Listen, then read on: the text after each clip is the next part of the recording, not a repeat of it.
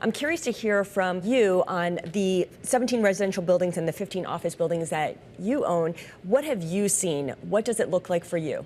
Well, thank you so much for having me. And yeah, obviously on the office side, there's been it's been a lot of distress in the office, but we're also hearing, the chairman, Powell talk this week, and knowing that as inflation starts to cool and the labor market is softening, the potential of rates coming down in the fall would be very helpful on the office side. But I think it's also really important to focus on, while there are areas where office is struggling, there are also areas where office is doing really well. If you look at Park Avenue, the vacancy is sub 8%. We recently just renewed and expanded a lease with Blackstone for over 1 million square feet. And you see in the office market, again, a flight to quality, a flight to amenitization, buildings that are located in good locations next to mass transit. And so it's not, the story is not all bad in office, and hopefully as rates start to come down, things will start to move more and everything will improve. So we're looking forward to that. That's really encouraging to hear that it's not all bad. And we've heard that from some other folks who have joined us, that Class A and some of the prime areas, that they really are doing well. So we're glad to hear that that's the case. But something that we keep hearing about is the idea that there's this glut of office, maybe some of the B and C, that can be converted to residential. And I know that you recently sold 55 Broad, but you're still involved, and that is being converted to residential, and you're excited. You're the first person I've heard being excited about it. So talk to us about that. Yeah, well, obviously with the surplus of office space that is in buildings that are could be repurposed because they're no longer serving as an office building. And in the financial district, conversions have been happening for over 30 years. And since the 90s, it went from 10,000 people living in Lower Manhattan to now 70,000. And we recently sold our building at 55 Broad Street to Silverstein and Metro Loft, and they're currently converting this building that was built in the 1960s to a 571-unit residential state-of-the-art apartment building.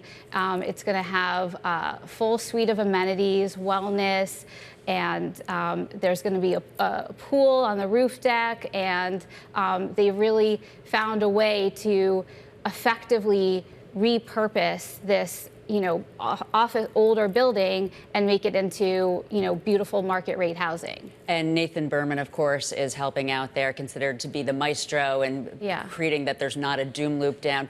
But let's stick with residential, because that's really your area. And so when we spoke a few weeks ago, and thank you so much for joining Scarlet and I, we really are so happy about this.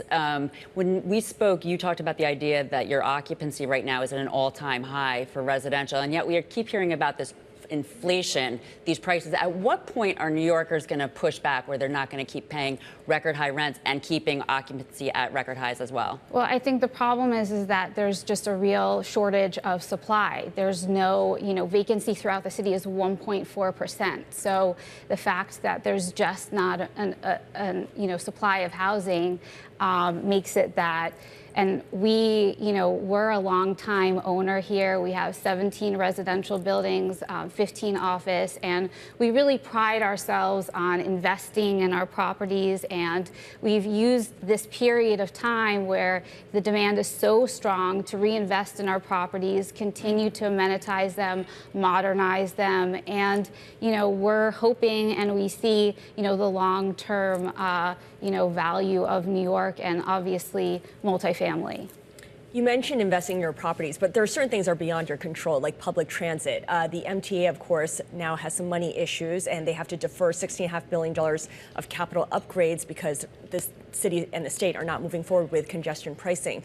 How do you work around that, given that this is something residents and buyers have to consider, the access to public transit? Yeah, no, it's a huge issue, and hopefully, congestion pricing can somehow get reworked, because it would really be a huge, it's really important that our transportation system functions right. It's essential.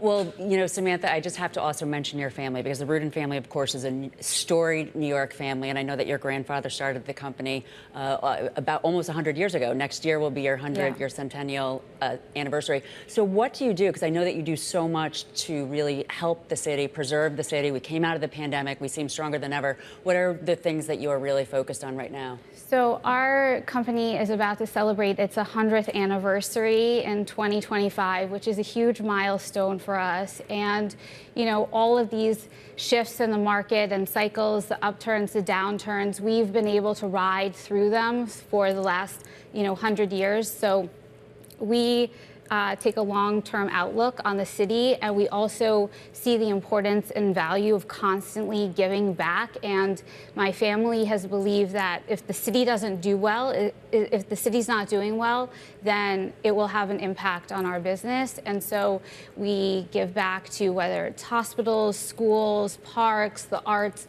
all different organizations to help infuse the fabric of the city. And we see that as, what is really important for the long-term success of New York City.